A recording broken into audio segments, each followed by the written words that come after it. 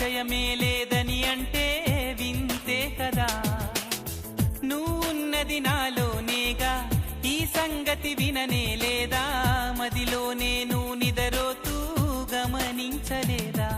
ఎదనిండా ఆశలు ఉన్నా, ఎన్నెన్నో ఊసులు ఉన్నా, ప్రేమ భాష రాదు అంటే నమ్మబావమైనా.